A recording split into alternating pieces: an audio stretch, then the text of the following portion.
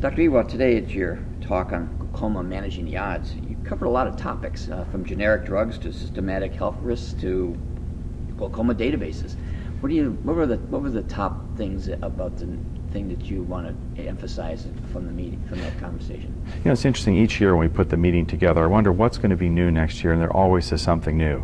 You know, we touched on a number of different things. Last year we talked about some of the risk calculators, and just last month there was another report that, you know, served as a caution that you can use some of these risk calculators to look at them, but you need to be careful as to how you then make clinical decisions based on them. But that then led to an extension of a discussion of other health risk factors.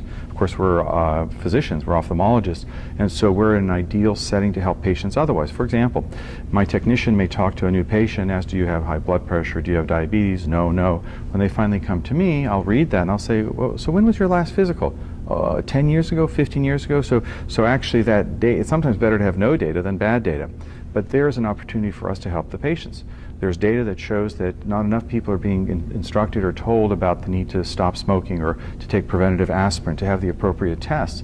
And so what we shared is, how do we know as ophthalmologists, we're so focused on the eye, what tests should they have? Well, in fact, the government has a free app that goes on all different types of smartphones. You just punch in the data, and it tells you exactly which tests are recommended for that patient at that age. And what I like about it, it also then connects to the level of importance and then the supporting data. So I thought it was great to share with us, because we sometimes are really the key healthcare provider that can help these patients, of course, see, but also to keep them healthy. We also talked about the changing landscape. You know, pharmaceutical companies are changing, they're merging, a lot of drugs are now becoming generic, and you have to be careful as to what patients are getting. Some generics are great, but not all. In fact, what we found was here in the Bay Area, there were some California-based health plans that had contracted with pharmaceutical distributors that were, in the example I showed, were giving bottles of Timolol from India.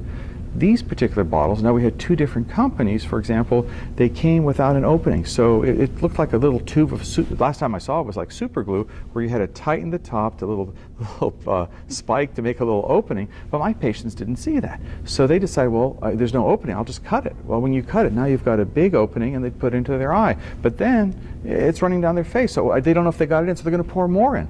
Well, beta blockers can have significant systemic side effects. So I thought it was important to remind people that unfortunately these are out there. We've had some discussions with the FDA. They're aware. They've taken steps to make this problem go away. But unfortunately, for the time being, some of these are still in the pipeline, and at least till the end of 2014, that'll be something we'll need to be aware of and talk to our patients. So when we ask our patients, what drugs are you taking, what medications, it goes that, I think we have to go the next step, and can you bring the bottles in and let's take a look what you're actually using, because I know I've been surprised when I saw what they brought in. And one last question, you covered a lot of topics. What was one main take-home message for the clinician? As we look at patients, this was the Glaucoma Symposium, we're geared towards having people see for the rest of their life. There are lots of different interventions, and they all have certain risks. And so what we need to take into account is not only the state of the eye, but their overall health. And we need to design a treatment plan that appropriately takes into account those other factors. Our job is to keep them seeing for the rest of their life, while at the same time minimizing the impact of the disease, as well as our interventions on their quality of life. And that's managing the risks. Thank you, Dr. Iwach.